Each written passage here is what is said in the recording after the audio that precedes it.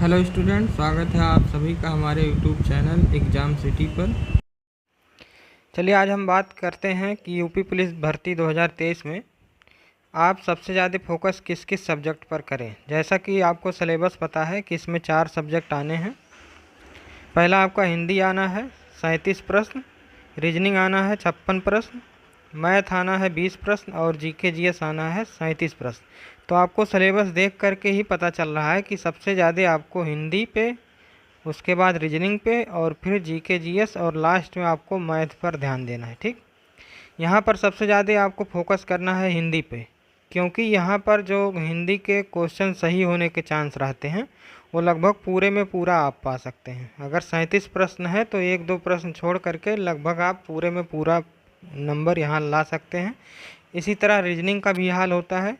अगर आप रीजनिंग में मेहनत कर दिए तो इसमें भी आप पूरे में पूरा नंबर ला सकते हैं। 56 प्रश्न आएंगे तो आपका लगभग 50 क्वेश्चन सही हो जाएगा। ठीक, लेकिन मैथ में और जीके जीएस में कोई गारंटी नहीं रहती है कि आपका कितना सही जाएगा कितना नहीं। ठीक, तो सबसे ज़्यादा फोकस आप हिंदी और रीजनिंग पर करिए। ठीक, रीजनिंग का जो सिलेबस है, रीजनिंग का टेंशन जो है आप मुझ पर छोड़ दीजिए। अगर आप हमसे पढ़ना चाहते हैं तो आपको पूरा का पूरा फ्री इसी चैनल पर एक एक चीज़ पढ़ाया जाएगा, उसका कोई पैसा नहीं लिया जाएगा।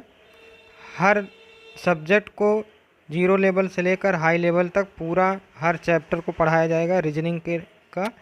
तो आप रीजनिंग का टेंशन छोड़ सकते हैं हमारे ऊपर। बाकी सब्जेक्ट आप किसी और चैनल के पर देख लीजिए, चाहे तो ऑनलाइन कोर्स भी खरीद सकते हैं। तो यहाँ पर मैंने आपको बताया कि टोटल 150 प्रश्न आते हैं और कुल टाइम मिलता है आपको 120 मिनट। कुल अंक होते हैं 300 और निगेटिव मार्किंग होती है 1/4। तो निगेटिव मार्किंग को ध्यान में रखते हुए आपको तैयारी करना है। हिंदी पे सबसे ज़्यादा फोकस करना है और रीजनिंग पे उसके बाद आपको जीके जीएस पढ़ना है। और जीके जीएस में केवल उतना ही पढ़ना है जितना एग्ज़ाम में आता है। जैसे आपने करंट अफेयर पढ़ लिया, स्टैटिक जीके पढ़ लिया, संविधान पढ़ लिया, भूगोल पढ़ लिया। अब आपको यही टॉपिक पढ़ने हैं जो बहुत ज़्यादा इम्पॉर्टेंट है। पता चले आप केमिस्ट्री पढ़ रहे हैं, भौतिक विज्ञान पढ़ रहे हैं, बायोलॉजी पढ़ रहे हैं, पूरा बायोलॉजी पढ़ डाले, जिससे क्वेश्चन आता ही नहीं। आता है तो 1-2 क्वेश्चन आता है। पूरा का पूरा इतिहास पढ़े बैठे हैं, जिससे क्वेश्चन 1-2 आएगा, पता चले आपका पूरा टाइम खा जाएगा। ज़्यादा से ज़्यादा 4 से 5 महीना बचा है। तो आपको केवल जीएस में वही टॉपिक पढ़ने हैं जो एग्ज़ाम के लिए बहुत ही महत्वपूर्ण है। जैसे स्टैटिक जीके आप पूरा पढ़ डालिए। ठीक, तो वो आपको मैं अगले वीडियो में बताऊंगा कि जीएस में कौन कौन से चैप्टर पढ़ें और कहाँ से पढ़ें। ठीक, बाकी रीजनिंग का टेंशन आप हम पे छोड़ दीजिए। हिंदी आप कहीं से भी पढ़ सकते हैं। कुछ टीचरों के नाम मैं आपको अगले वीडियो में बताऊंगा कि किस किस टीचर से आप पढ़ सकते हैं हिंदी।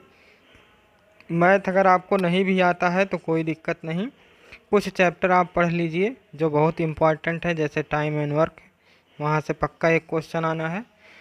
तो मैथ अगर आपको नहीं आता है तो उसका भी टेंशन आप मत लीजिए। और मैथ में सारे टॉपिक मत पढ़िएगा, क्योंकि कुछ चैप्टर जो हैं उनको ख़त्म होने में 1-1 महीना लग जाता है। जैसे नंबर सिस्टम, तो नंबर सिस्टम से वैसे आएगा एक क्वेश्चन और आपको पता चले 1 महीना वही लेकर चला गया। तो मैथ में भी आपको वही चीज़ें पढ़नी है जो बहुत ही ज़्यादा इम्पॉर्टेंट है। जैसे आपने परसेंटेज पढ़ लिया तो परसेंटेज से पक्का एक क्वेश्चन आना है, प्रॉफिट लॉस से एक क्वेश्चन आना ही आना है। तो ऐसे चैप्टर पढ़िए जो एकदम फिक्स हैं। ठीक, पूरा मैथ पढ़ने की ज़रूरत नहीं है। जिनका मैथ कमज़ोर है वो भी टेंशन मत लें, क्योंकि यहाँ पे मैथ का रोल ज़्यादा नहीं है। यहाँ पर सबसे ज़्यादा रोल है रीजनिंग का और हिंदी का। ठीक, जीके जीएस में सबका वही हाल रहता है, लेकिन अगर आप स्मार्ट तरीके से पढ़ेंगे तो इसमें भी अच्छा नंबर कम समय में ला सकते हैं। तो इसमें केवल वही चैप्टर पढ़िए जो एग्ज़ाम के लिए बहुत ही ज़्यादा महत्वपूर्ण है। ठीक, सारा पूरा का पूरा पढ़ने की कोशिश मत करिएगा कि हम पूरा पहले फिजिक्स पढ़ डालें, पूरा केमिस्ट्री पढ़ डालें जिसका एग्ज़ाम से कोई रिलेशन ही नहीं। ठीक, तो जीके जीएस के लिए आप केवल प्रीवियस ईयर पेपर को सॉल्व करिए। वहाँ पर जो इतिहास के क्वेश्चन आए हैं उनको आप पढ़ लीजिए। अलग से इतिहास पढ़ने की ज़रूरत नहीं है, क्योंकि 1 से 2 क्वेश्चन आना है। उसके लिए आपको पूरा मेडिवल हिस्ट्री पढ़ना पड़ेगा, मध्यकालीन भारत, प्राचीन भारत, आधुनिक भारत। लगभग 6 महीना तो वही ले लेता है अगर ढंग से पढ़ा जाए। तो इसीलिए आपको महारत नहीं हासिल करना है, यहाँ पे आपको स्मार्ट तरीके से मेहनत करना है और आपको सिलेक्शन लेना है। ठीक, आपको महारत यहाँ पर केवल 2 सब्जेक्ट में हासिल करना है, हिंदी और रीजनिंग में। इतना महारत हासिल कर लीजिए कि इसमें से एक भी क्वेश्चन आपके गलत ना जाने पाए। ठीक, बाकी मैथ और जीके जीएस में केवल उतना ही पढ़िए जितना एग्ज़ाम में आता है, जितना एग्ज़ाम के लिए महत्वपूर्ण है। ठीक, तो ये रहा आज का ये जो स्ट्रेटजी मैंने बताई। वीडियो देखने के लिए धन्यवाद। फिर मिलेंगे कल आपसे। धन्यवाद। आज हम बात करेंगे यूपी पुलिस 2023 के एज लिमिट के बारे में कि एज क्या रहेगा, क्या एज में छूट मिलेगी या नहीं मिलेगी, कुल पद कितने होंगे, इन सब चीज़ों के बारे में हम बात करेंगे। तो कुल पद आपको 52,699 देखने को मिलेंगे, जिसमें कांस्टेबल के 41,811 लगभग हैं, पीएससी के 8540 हैं और फायरमैन के आपको 1007 पद देखने को मिलेंगे। ठीक, एज लिमिट में जनरल मेल जो होंगे वो 18 से 22 साल के, जनरल फीमेल के लिए 18 से 25 साल का रहेगा एज लिमिट। एज रिलैक्सेशन जो है ओबीसी के लिए पहले 3 साल था, लेकिन अब 5 साल हो गया है। ठीक, एससी एसटी के लिए तो 5 साल पहले से था, तो 5 साल रहेगा। ठीक, इसके बाद जो छूट मिलेगी वो सबको मिलेगी, चाहे जिस कैटेगरी का हो। और ये छूट कितनी होगी ये विज्ञापन के दौरान आपको पता चल जाएगा कि कितना सबको मिला है।